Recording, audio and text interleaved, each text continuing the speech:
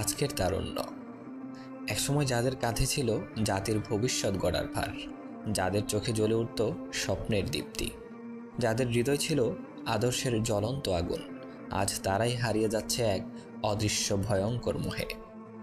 আলো ছুঁয়ে ওঠার বদলে তারা হারিয়ে যাচ্ছে কৃত্রিম আলোর পেছনে। রাত জেগে স্ক্রল করা স্ক্রিন আর নাটকের নামে ছড়িয়ে পড়া অশ্লীলতায় ধ্বংস হয়ে যাচ্ছে এই যুব সমাজ।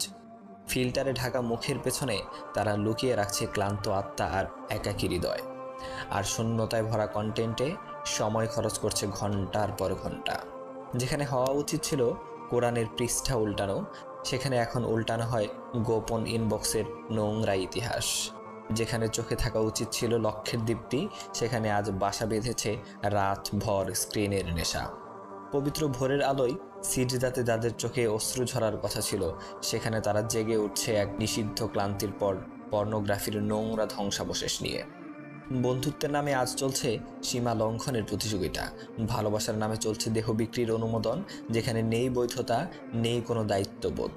আর স্বাধীনতার নামে চলছে উলঙ্গতা, নির্লজ্জতা আর আত্মার নগ্ন মৃত্যু। এই হলো আজকের মডার্ন জীবন, যা বাইরের দিক থেকে দেখতে রঙিন, কিন্তু ভিতরে মৃত আর গভীরভাবে ক্ষতবিক্ষত। তোমরা হয়তো জানো না, এই নষ্ট বিনোদন, এই অনিয়ন্ত্রিত স্বাধীনতা একদিন কেড়ে নেবে তোমাদের হাসি, শান্তি আর ভবিষ্যৎ। একদিন এই লাইফস্টাইলই তোমাদের ঠেলে দেবে হতাশায়, বিষণ্ণতায়, এমনকি আত্মহত্যার প্রান্তে। তারা ভাবে জীবন মানেই উপভোগ।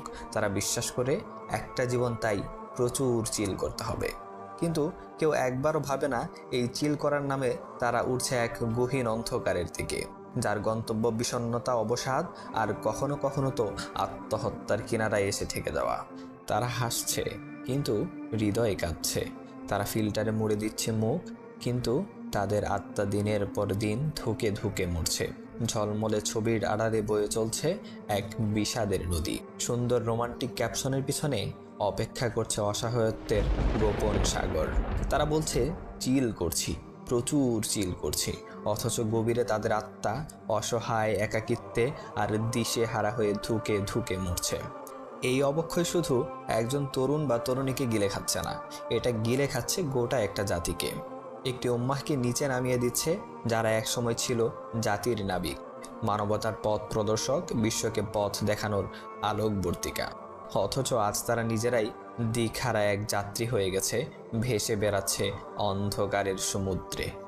হে তরুণ তরুণী ভাই আমার, একটু বিশ্বাস করো, আসল শান্তি সেই আল্লাহর পথে, যে পথ অনন্ত মুক্তির, চিরকালীন সম্মানের। এ আধুনিক বিশ্ব ব্যবস্থা এক ভ্রান্তির ফাঁদ পেতেছে, যেখানে উপভোগ নামক শব্দের পিছনে দৌড়ানোই হচ্ছে জীবনের অর্থ। কিন্তু তোমরা হয়তো জানো না, এই বিনোদন আসলে নিঃশব্দ এক নীল বিষ, যা মনকে আনন্দের অভিনয়ে ব্যস্ত রাখে আর আত্মাকে ঠেলে দেয় এক ধ্বংসের অজানা অতল গহ্বরে। জীবনে যা ছিল শান্তি পাওয়ার প্রকৃত পাথেয়, যা ছিল অন্তরের স্থিরতার একমাত্র নিরাময়, তোমরা তা ভুলেই গেছো আজ। আর সেই ভুলে যাওয়া শান্তির ঠিকানাই হচ্ছে ইসলাম।